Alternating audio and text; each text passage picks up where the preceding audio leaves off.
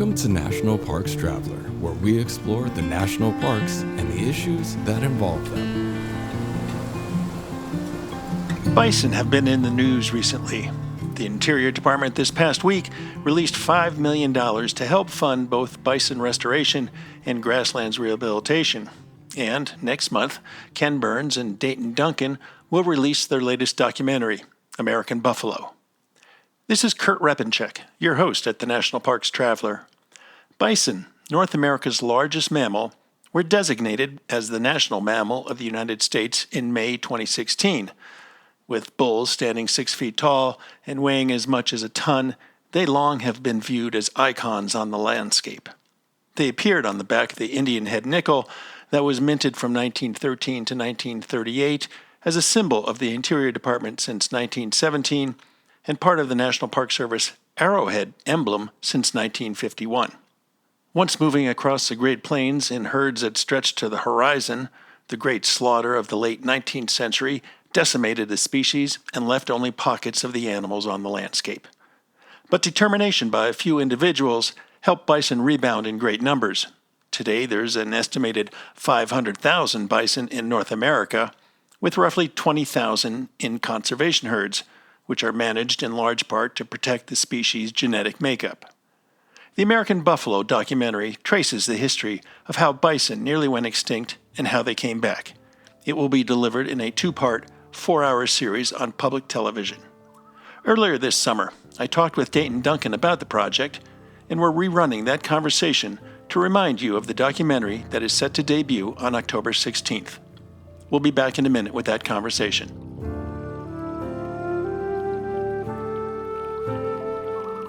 Whether it be strategy, business planning, change management, board development, executive search, or diversity planning, Potrero Group is here to help.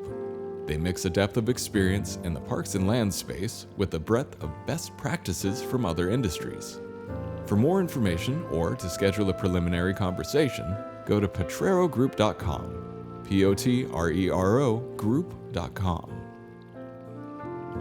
The Grand Teton National Park Foundation is a private, nonprofit organization that supports projects that protect and enhance Grand Teton National Park's cultural, historic, and natural resources. By funding initiatives that go beyond what the National Park Service could accomplish on its own, Foundation donors improve the visitor experience and provide benefits to the National Park System for decades to come. You can see their successes at gtnpf.org.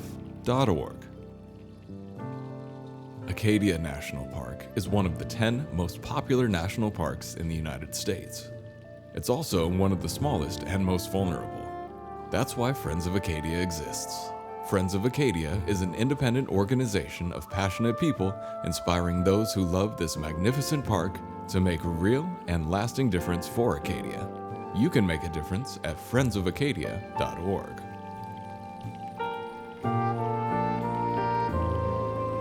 Welcome to the Traveler, Dayton. It's good to be here. Thanks. Hey, I really appreciate it. I've got to ask you right off the bat, why bison? What attracted you to this animal and say, not the passenger pigeon? Well, it's a topic that I personally have been captivated, almost obsessed with for about 40 years. And Ken and I touched on the topic in various segments in some previous films. On our film on the West back in 1996, we talked about the hide hunters and the destruction of the herds in the 1870s and 1880s. In my book, Out West, about retracing the Lewis and Clark Trail, and then our film 10 years later in 1997 about the Corps of Discovery, Lewis and Clark expedition, we touched about how immense the herds were and how important they were actually to the explorers as they crossed what's now Montana.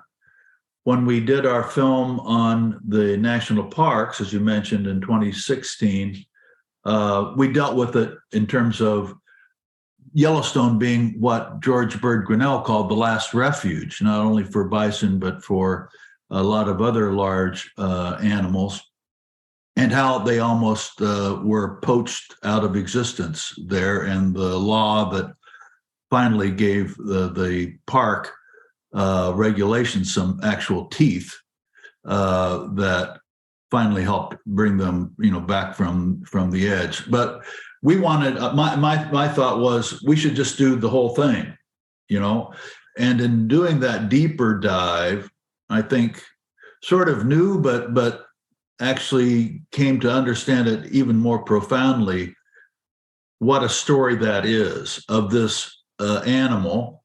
And in following it takes us into a lot of corners of American history that are important to know. There's a lot of different corners to it about who we are as a nation, but also this 10,000 year connection that Native people had with the American buffalo, how deep that was, how important that was, and therefore the near extermination of all of them from the face of the earth, how profoundly tragic that was to not obviously to the species, but equally to the Native people.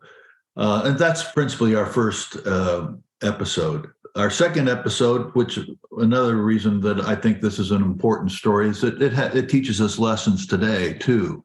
We make choices as a nation, and as we did with national parks, we showed that we are capable of making choices to stop destruction of the natural world if we can finally get the courage to do it and convince our political leaders to wake up to it. And that's part of the story of the American buffalo as well. You mentioned the whole thing, and there really are so many threads to this story. I mean, as I mentioned in the introduction, once upon a time, bison covered the landscape. It could take hours for herds to cross a river, and, they blocked the wagon trains coming west, and eventually they blocked the railroads coming west. As you mentioned, the ties to the indigenous cultures, the military's view that killing bison served as a means of forcing tribes onto reservations, a view shared at the time by the Interior Secretary. And that's just the mid-1800s. It's just, so much material that you had to work with. Well, that's what we do. We love taking on a big topic if we can, and also sometimes concentrate on a specific moment in history. But in this case, we're covering 10,000 years of history, and try to tell it as a story, try to be as accurate as we can, try to keep the story moving, but also be clear-eyed about what our history is. And so just as in telling the story of the near extermination of the American buffalo, in the story, which I found equally interesting, of the different people who we can thank for individually doing their bit to save them from extinction, a lot of times with not the best of motives. So it's an interesting sort of American amalgam of people, from those who are trying to save a few bison and start herds to crossbreed them with cattle, to Buffalo Bill Cody, who wanted to have a herd so that he could take them and show fascinated people in the East and Europe what a buffalo looked like in real life, to rancher Charles Goodnight, who thought, well, maybe there's a business here in raising them, to some Native people on reservations in South Dakota and Montana who are doing it more out of the tradition that this is part of our life, to people like George Bird Grinnell, who I think, to me, is one of my personal conservation heroes, who saw them as one of the few at that time who really understood that there's two parts to this. It's the saving the natural world from destruction, but also its connection to Native people. The taxidermist at the Smithsonian Institution, who went out in the 1880s when he heard that the buffalo were about to disappear, he rushed out there so he could kill 24 of them to make an exhibit of it. But that was out of sort of an oddly correct, I guess, motivation, that they're about to disappear forever, and if generations from now people are ever going to see what a buffalo looked like when they existed, they would have his exhibit to thank. And then, of course, the guy who became the greatest conservation president in the United States, Theodore Roosevelt, also rushed west around the same time in the 1880s when he heard they're about to disappear, because he wanted to kill one so he could mount the head on his, the wall of his home in Sagamore Hill as proof that here's another big animal that I've killed, who then became, I think, with George Bird Grinnell's sort of guidance, the great conservation president that he went. George, in terms of those motivations, Theodore Roosevelt, as a young man, when he rushed west to kill a buffalo for a trophy head, then bought a ranch in North Dakota, which changed his life and his perspective as an American, but also wrote a book about it in which he said, well, it's this slaughter of the buffalo is a tragedy, I guess, in certain respects, but really it was the best thing for, quote, civilization. It was required, in his mind, to solve what they called the Indian problem at the time. Right. That's a long journey from him writing that to him then signing the executive orders to create the first wildlife refuges to restore bison to the Wichita Mountains in Oklahoma and then out to the National Bison Range in Montana, and for him to join with Grinnell in the 1890s to help protect that dwindling herd, the last and only at that moment free-ranging herd of buffalo in the world, which had dwindled down to, as you mentioned, about a dozen. So that's an interesting journey for him. And some of the others have that interesting journey as well. And so we try to bring all of those characters to life. A multimillionaire who founded the Long Island Railroad in Coney Island, Austin Corbin, had a lavish sort of exotic game preserve here in New Hampshire. And he had, wild boar from the Bavarian forests and caribou and Himalayan goats and stuff like that. But he also had a small buffalo herd that grew to 160. And that turned out to be an important, element of it all. So that notion, to me, it echoes what the national park idea in the national park stories is, that much of the stuff that we now take for granted, we shouldn't take for granted. We can thank individuals or small organizations for most of the national parks. The federal government usually comes late to the game. And that was true of the bison as well. It was these individual efforts that kept enough of them, just enough to keep them from disappearing forever. But it finally coalesced into something of a national movement that then saved them from the brink of extinction. Well, let me ask you about that, Dayton. It was just a small handful of people and individuals who, as you noted, went out to kill buffalo. Yeah. I mean, Roosevelt went out to kill buffalo. Hornaday, we got to kill them before they're gone. Charles Goodnight wanted to get rid of them because they were eating up valuable grass for his cattle herds. Buffalo Jones, boy, there's a character. You could do a whole book on him. And but he turned around to want to go to Yellowstone. He was the game manager basically at Yellowstone for a while to build back the bison herds. What turned them? What was the transformational point that got those individuals to say, hey, we're losing something here. We've got to work to bring it back? Well, I think in each individual case, it's an individual case. Whether Buffalo Jones was something of a braggart and, publicity hound. And so in his own words, it was a profound guilt of the role that he had played in the 1870s as a hide hunter that convinced him that he ought to try to rectify that blot on his character. I don't know. He was also very interested in publicity and making a buck. Just a little. And his tenure as the game warden at Yellowstone was not a completely happy one, because he was still interested in more domesticating buffalo than the wild the wild herd, and still, the superintendent wanted to fire him because he thought he was trying to commercialize things for himself, and also was still too interested in crossbreeding than in the wild herd. So, and with, I don't think I'm not sure with Roosevelt whether there would be sort of an aha moment. I think that was probably a process.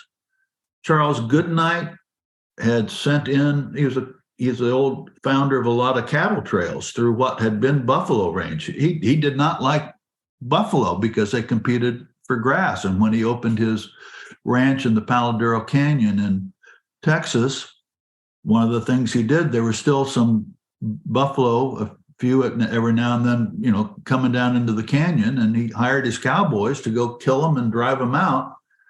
And it was his wife. I guess he had an aha moment, and when his wife Mary said, "You shouldn't be doing, don't kill them all.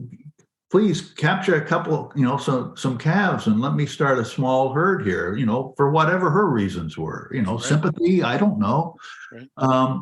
And then for Goodnight, he then said, "Okay, well, Mary, yeah, we'll do that." And then he started thinking, well, maybe there's some money to be made for it. And then he also, as an old ex-Texas Ranger Indian fighter, donated one of his buffalo bulls to the Kiowas on their reservation, who couldn't hold their sacred Sundance unless they had a buffalo bull to sacrifice. And they gave a number of buffalo to the Taos Pueblo so they could have a small herd of their own because they needed it for their ceremonies. He became a friend of Quanah Parker of the Comanches, who had fought and killed hide hunters and soldiers in the big sort of the Red River War, which some people call the Buffalo War of the Southern Plains.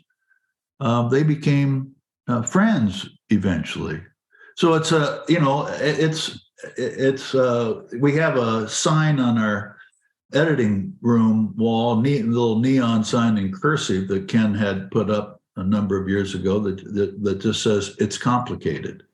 And I think what we try to keep alive in all of our films are a couple things. Is first of all, the contingencies of history, that what we take for granted is not. We shouldn't. It's not inevitable that any of these things would have happened. It's actually the result of people making personal decisions, groups making larger decisions, and governments finally making decisions. So we want to keep that alive. And we also think that any fair accounting of history needs to be clear-eyed about, the characters, from history, that they were not perfect people. They had their own biases, prejudices, some of them really distasteful.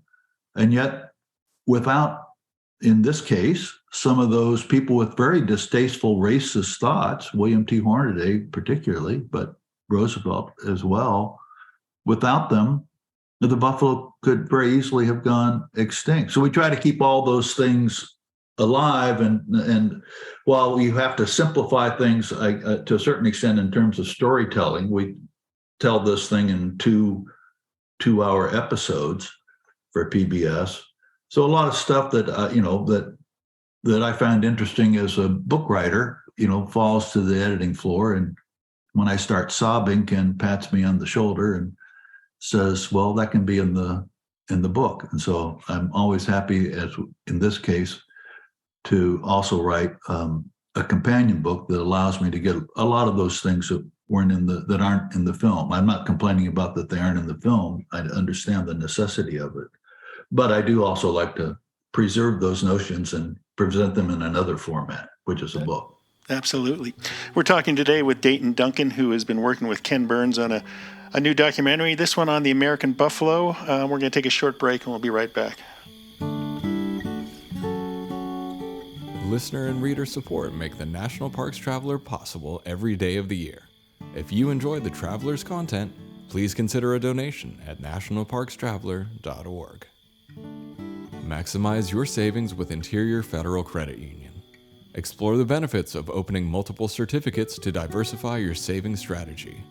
Discover how Interior FCU's range of certificate options can help you achieve your financial goals with competitive rates and flexible terms. Learn more at interiorfcu.org. Federally insured by NCUA.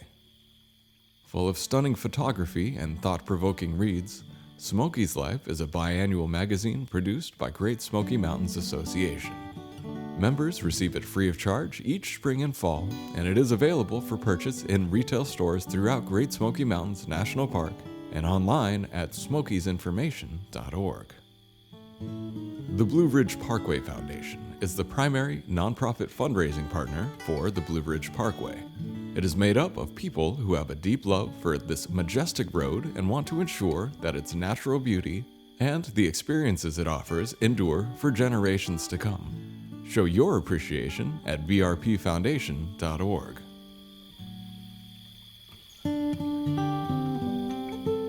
Okay, we're back now with Dayton Duncan. Dayton, you touched on it. The human onslaught against the bison was incredible. On one hand, as Gerard Baker points out in the film, Native people used every part of the bison, even the wastes. He was referring, of course, to the buffalo chips, the dried buffalo manure that was used as fuel for campfires. And bison were revered by Native cultures. I mean, it seems like every culture, whether it's the Lakota or the Kiowa or the Comanche, had their own origin stories for bison, where the bison came from and what they meant to their culture. Yeah, I mean, I think at the heart of this story is the collision of two views of the human relationship to the natural world. And there's one that developed here in North America between indigenous people, and not just the bison, but all of the natural world, in which they did not see themselves as above it, but part of it, that the whole of it is sacred, that in terms of the buffalo in particular, that while they relied on it for their physical survival and sustenance, using, as Gerard says, everything but the grunt, and even the grunt, the noises that they make were used in ceremonies too.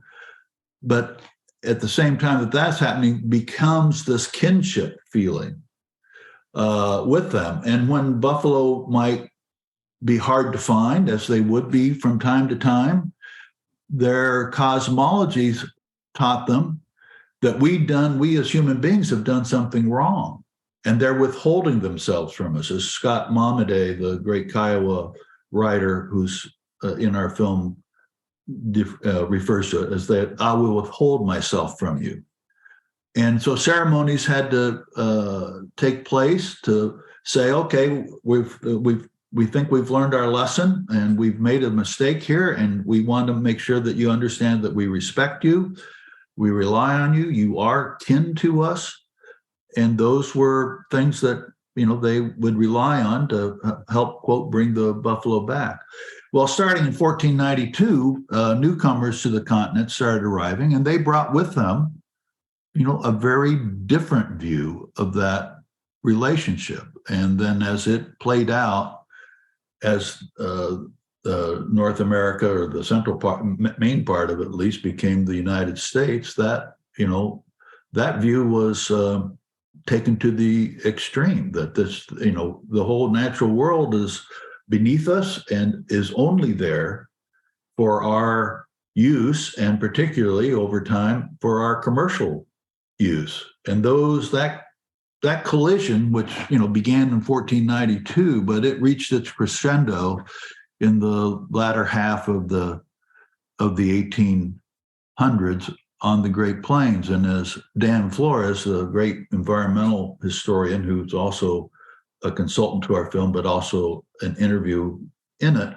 says, in recorded history, there is nothing that to compare to the slaughter of animal life anywhere in the world that compares to what happened in the United States, and particularly on the Great Plains and across the 1800s. There's nothing that compares to it.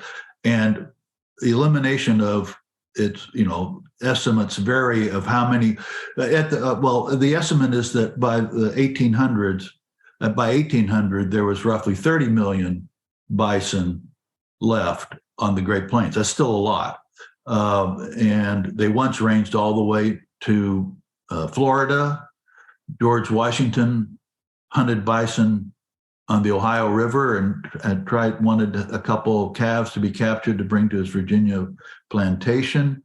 We get into that history in our film a little bit, but that was how extensive they went. And they went from the Atlantic coast to a little bit west of the Rocky Mountains. But in the 1800s, they were down to, 30 million. And by the end of that, there were fewer than, counting ones in zoos and private herds, there were fewer than 500. And in terms of free roaming ones, there were a couple hundred in Yellowstone, supposedly under the protection of the federal government, which was ineffective. And so poachers got them down to a couple dozen. But it's that collision of worldviews, or not worldviews, but views on our relationship to the natural world that played itself out with great tragic results. That is the first half of our film.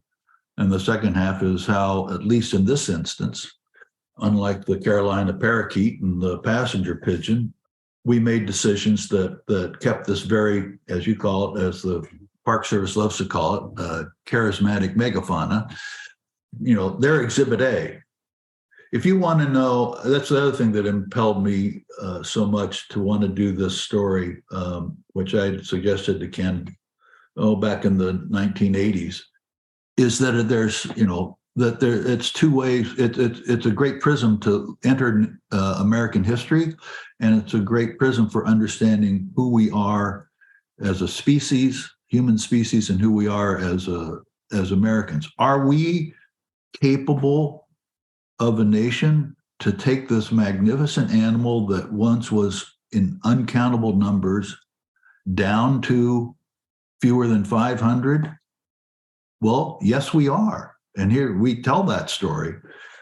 But are we also a people who sometimes, as we did with national parks, in this case with this great animal, capable of changing direction?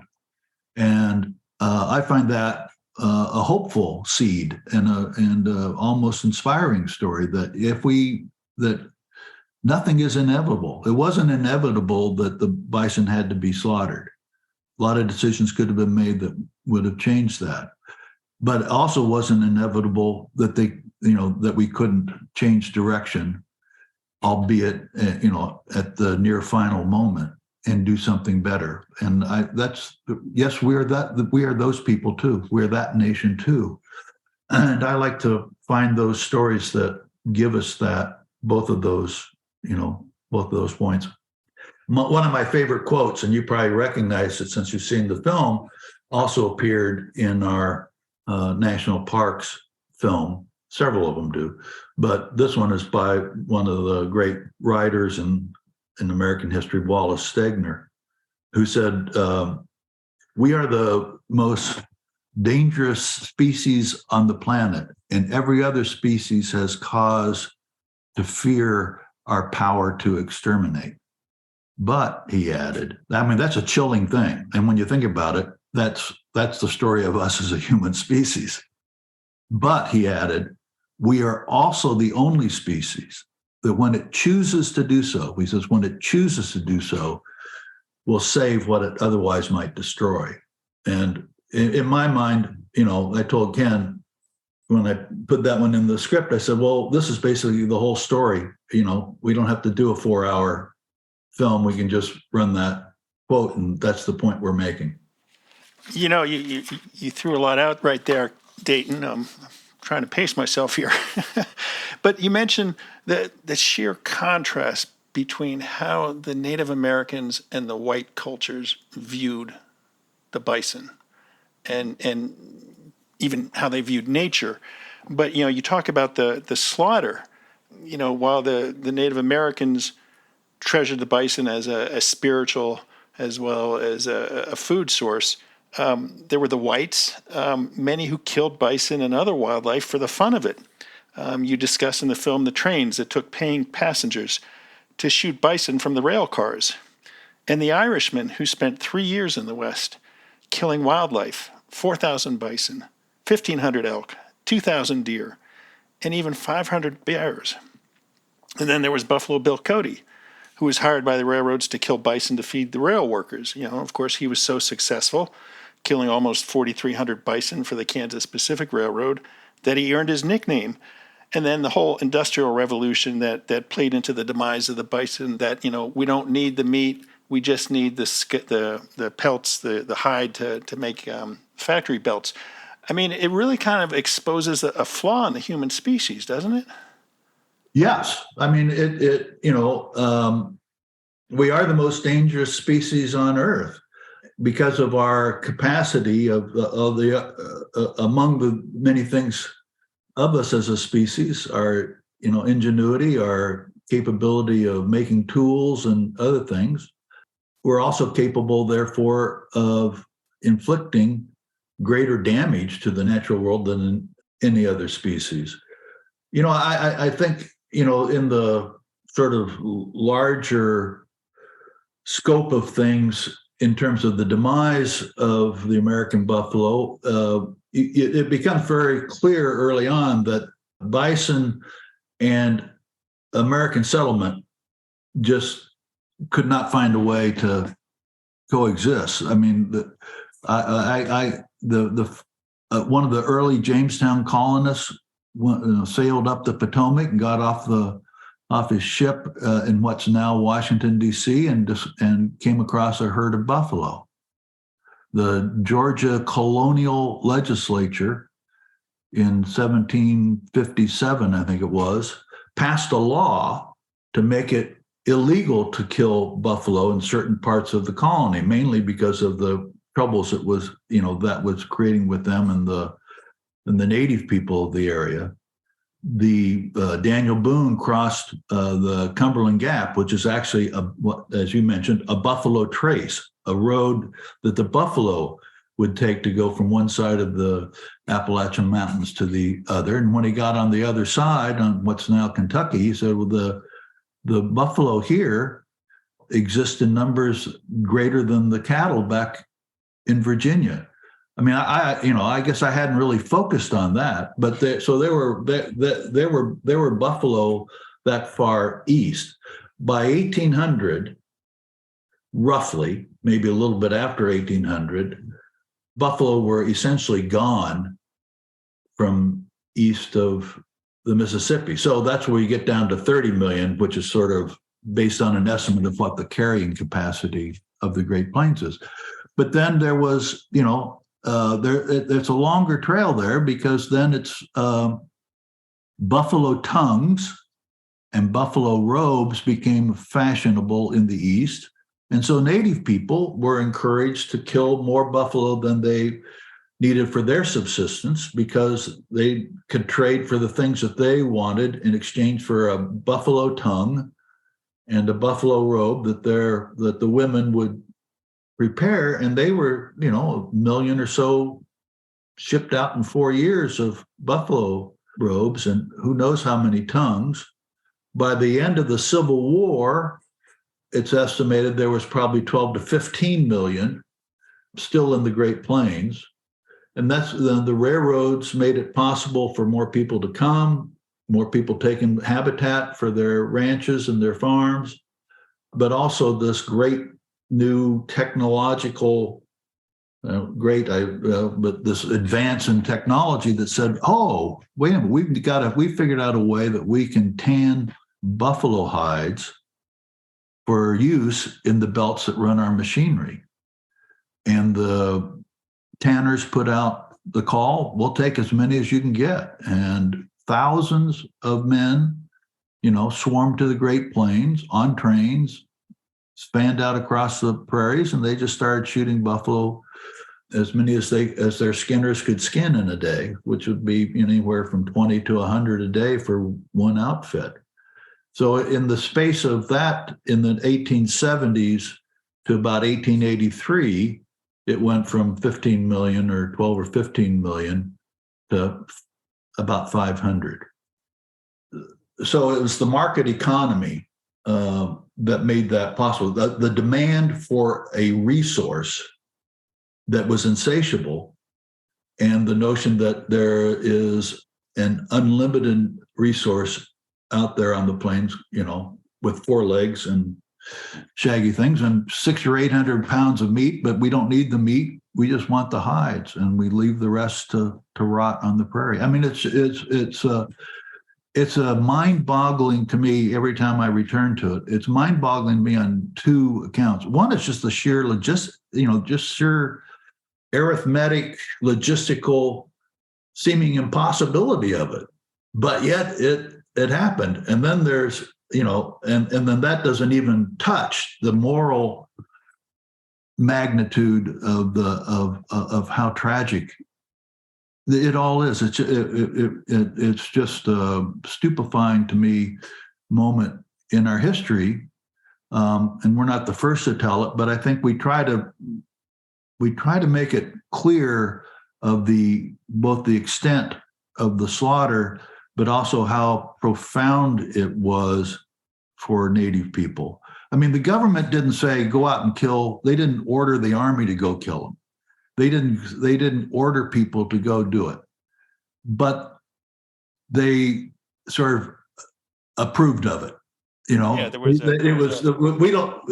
don't need to do it because look, the market is taking care of it.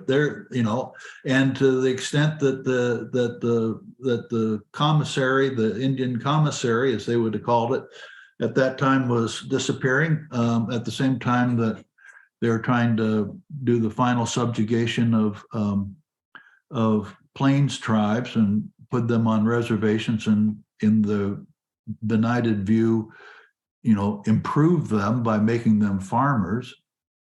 This staggering number of majestic beasts were just left to rot on the prairies. It's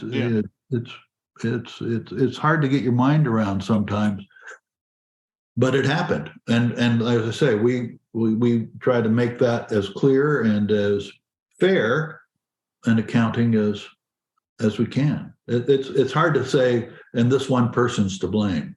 We all were, in that instance, we were all to blame, right?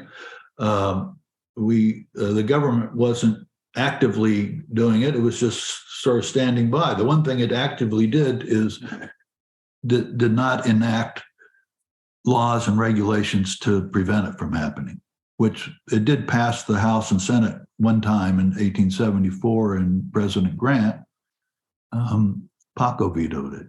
Right. You mentioned the Secretary of the Interior. It's interesting to me in that time period, Columbus Delano, who was the Secretary of the Interior when this law was coming forward, said I would not regret at all the elimination of the bison herds on the Great Plains because of the benefit it would have with us with the Indians.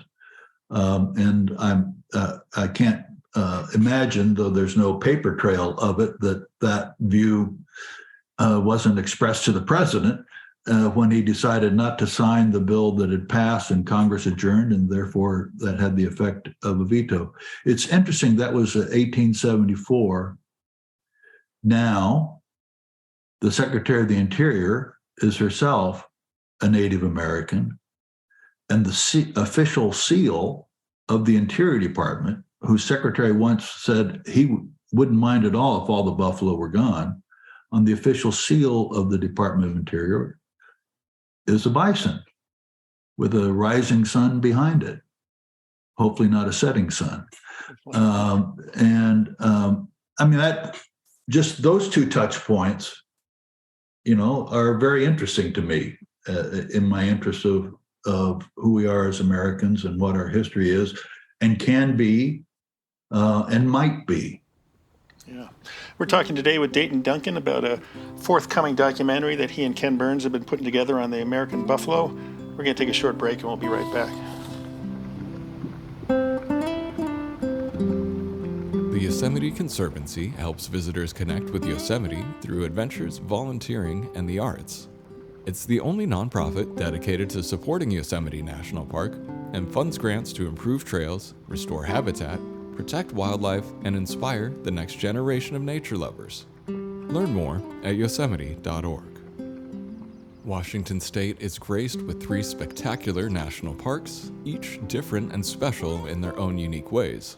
As the official nonprofit partner and the only philanthropic organization dedicated exclusively to supporting these parks through charitable contributions, Washington's National Park Fund has a mission to raise private support to deepen everyone's love for, understanding of, and experiences in Mount Rainier, North Cascades, and Olympic National Parks.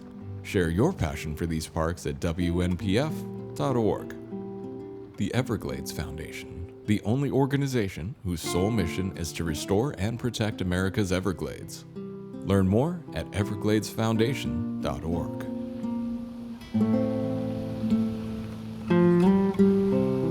Dayton, backing up a little bit, it might not have been official government policy to wipe out the bison, but I recall in my research that there were some in the military, a nod and a wink, let's get rid of these animals because that'll force the native cultures on the reservations. And I believe they offered free ammunition to the buffalo hunters, the hide hunters, to go out there and kill as many as possible.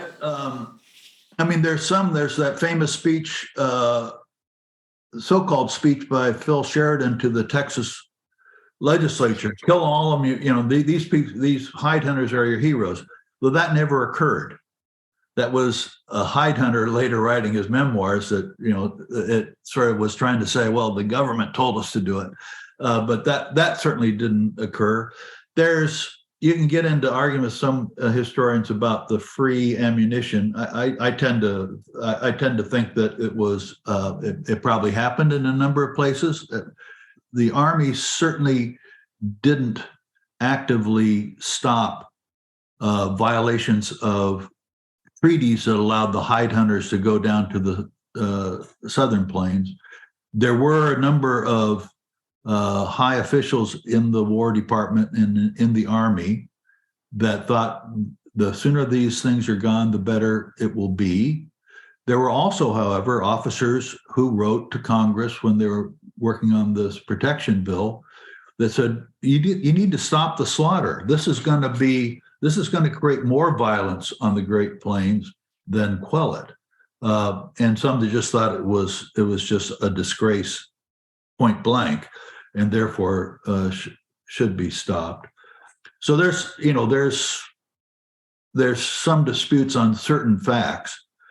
It's very clear that a lot of people high up in the government and in the Army saw the connection between the disappearance of the bison and the greater ability by the U.S. government to confine native people who had been pursuing buffalo for 10,000 years, that it would make it easier to subjugate them. So I think that larger point is certainly true. Just how complicit individual members of the military were and others people can dispute. But the main thing is, having had the chance to say we've got to stop now, the federal government certainly didn't when it had the chance. Sure. As much as the film is around a title about the history of the American buffalo, it could just as easily be a film about the genocide of the native cultures, no?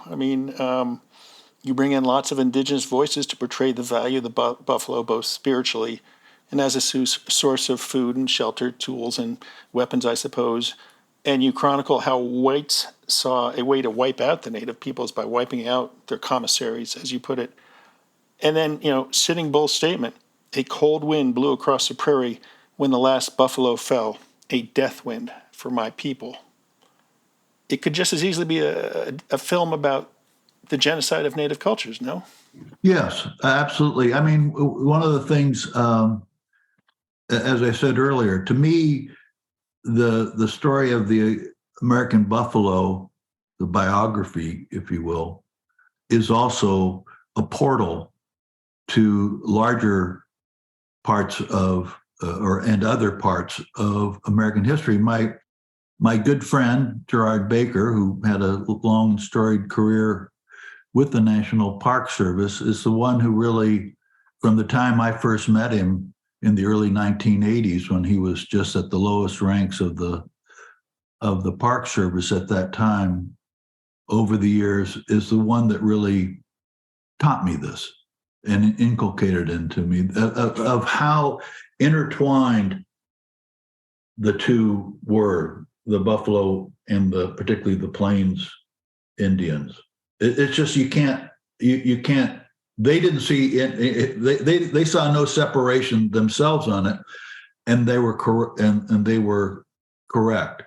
And so when you're dealing with, if you're eliminating the buffalo, the extent of that impact, that tragic consequence, goes hand in hand. And we, even with the ghost dance, they were trying to sing the buffalo back and the return of the old ways, in 1890. It's sort of the lowest point in American history for the American Indians.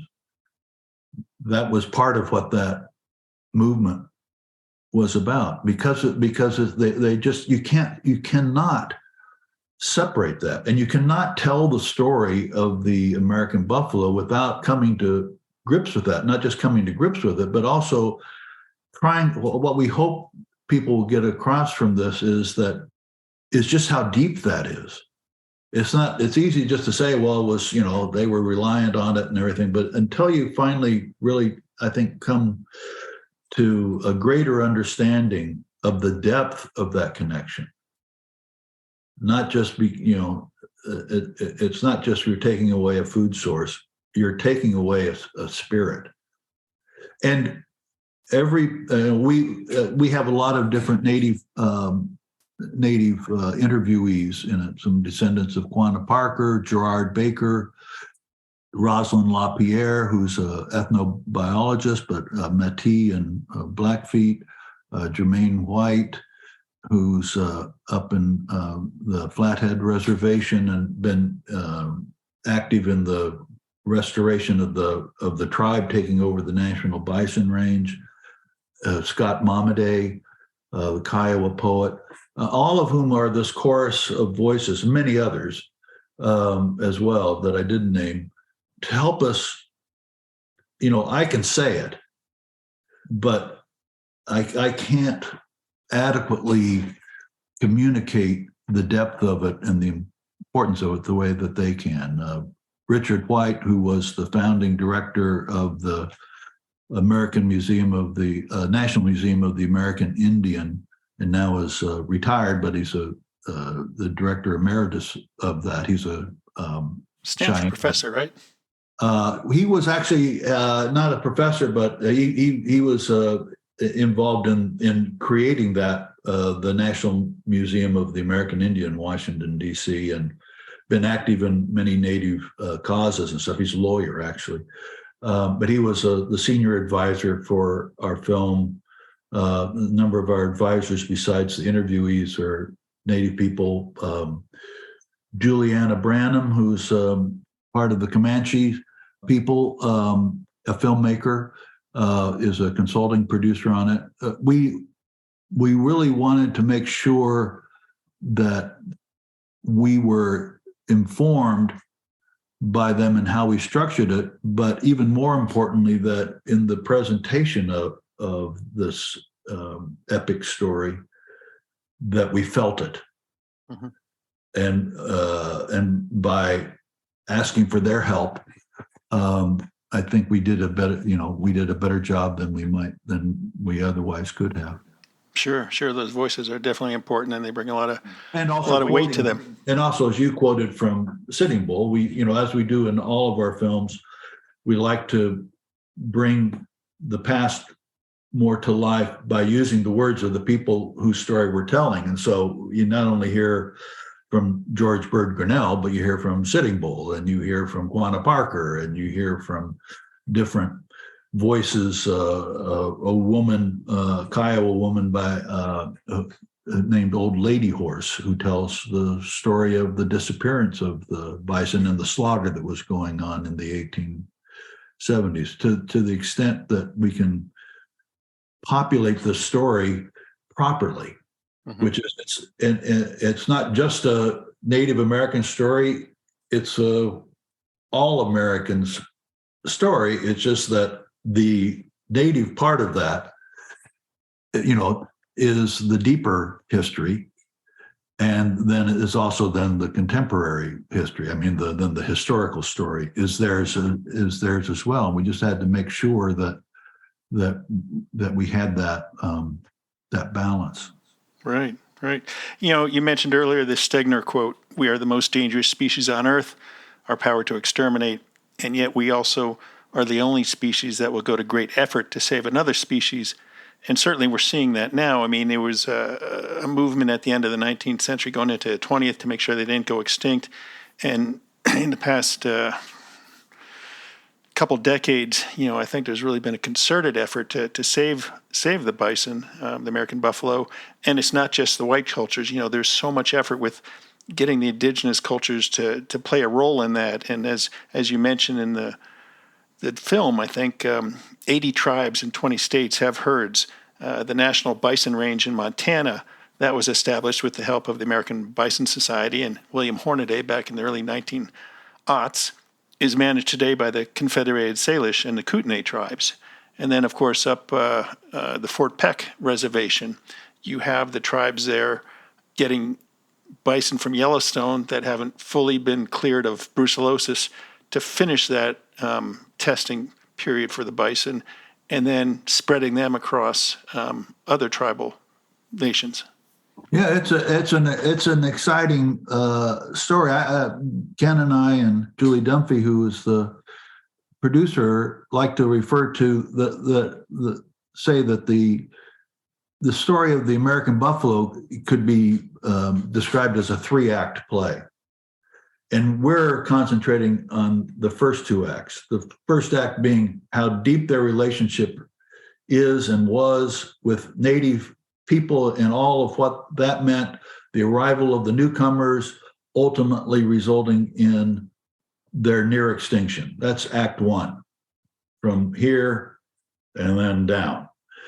Act 2 is in the late, basically the first couple decades or so of the 20th century, the different individual efforts ultimately resulting in a national effort to save them from extinction. By 1933, the American Bison Society and William Hornaday said, they're safe now from extinction. Our job is done.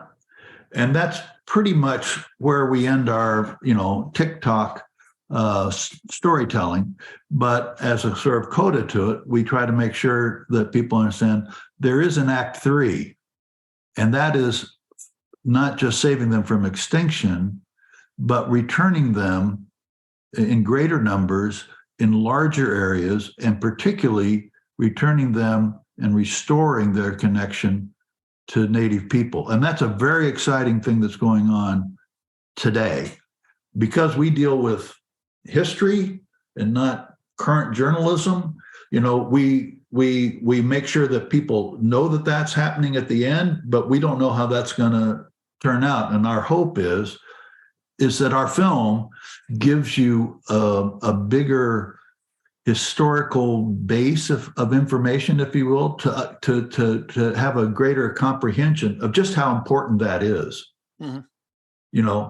For the species, certainly that they can increase in greater numbers, for the Great Plains and the other ecosystems, that if they're returned on larger places where they can roam the way that they had, that obviously they're not going to cover the entirety of the Great Plains, but into larger landscapes also has a profound effect on that landscape.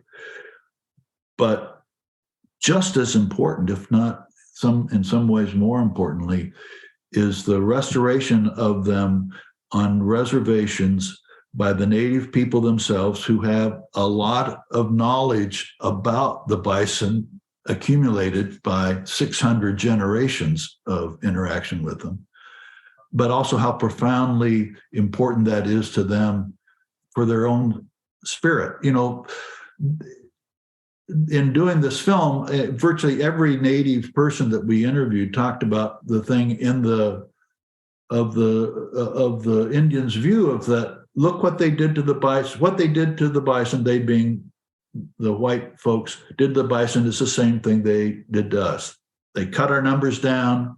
They can find us, in the bison's case, to zoos, in our case, to reservations.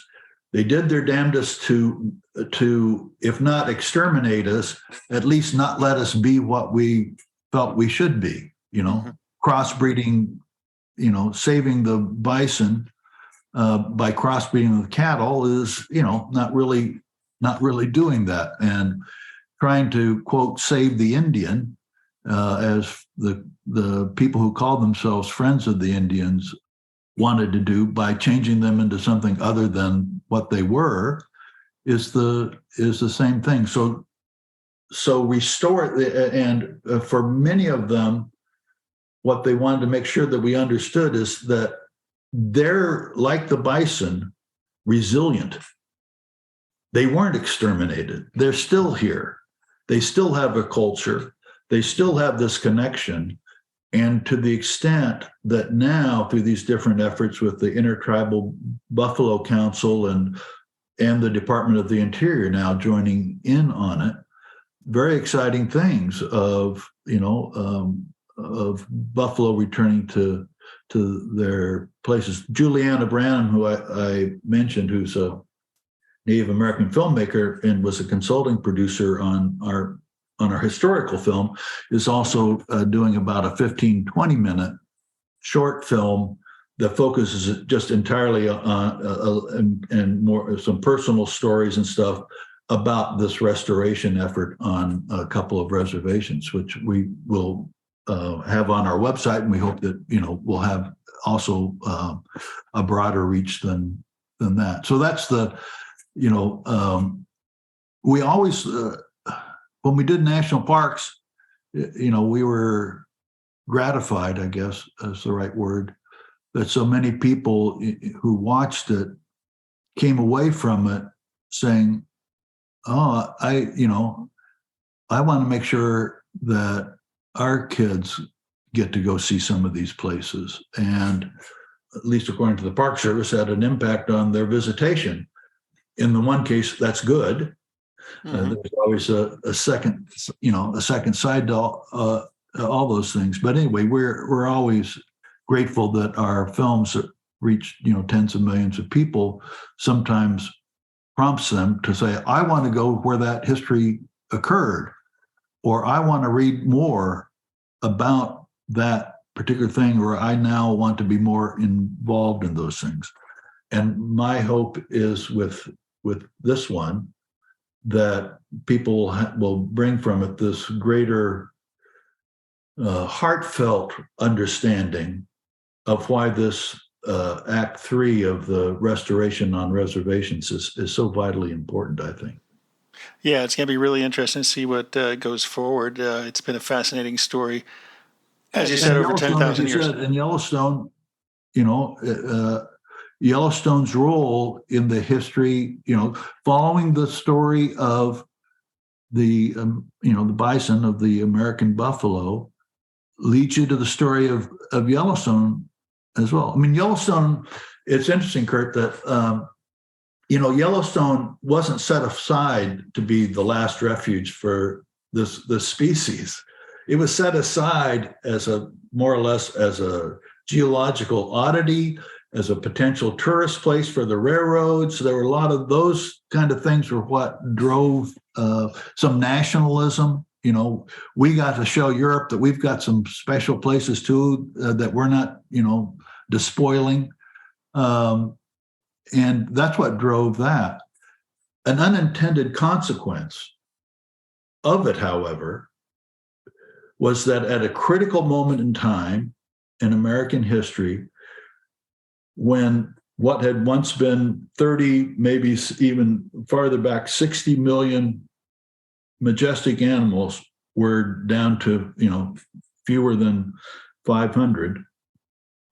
The only free roaming ones were in this place that had been set aside because of its geysers and its beautiful waterfalls. And that place was Yellowstone. And, Yellowstone's had these other unintended consequences, all for the good, as well in that respect. But that's a really critical one. And now it is a place that can be a seedbed for, as they have troubles with both the carrying capacity of within its borders and the other problems they have with Montana and others that buffalo do want to go to where they can eat. The problems that creates, that one of the solutions to that can be part of this wonderful effort to restore the species back to the Great Plains and beyond, to native people who've been waiting for them for 100 years to come back. Yeah, no, it's an incredible story, and it's going to be interesting to see Act 3 as you describe it. Dayton, thanks so much for joining me today. It's a wonderful film, and it'll be interesting to see if it spurs some national introspection on how we view and deal with wildlife. Well, let's hope it does. But before that can occur, we hope a lot of people watch. It's going to be on October 16th and 17th on every PBS station in the nation and be repeated and streamed and all those things. And then I have a companion book that will be coming out in November as well, that hopefully, if people are looking for more information, besides the books of the experts that are in our film, there's one that tells the story the way that we tell it. Great. Looking forward to it. Okay. Thank you, Kurt. Thank you, Dayton.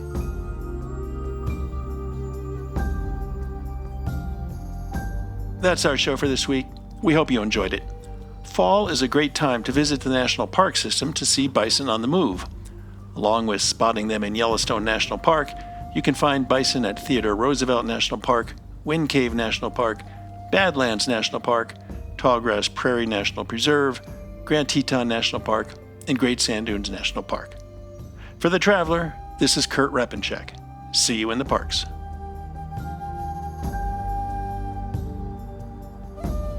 The composers and musicians at Orange Tree Productions have created a unique collection known as the National Park Series that has grown to include more than 30 CD titles.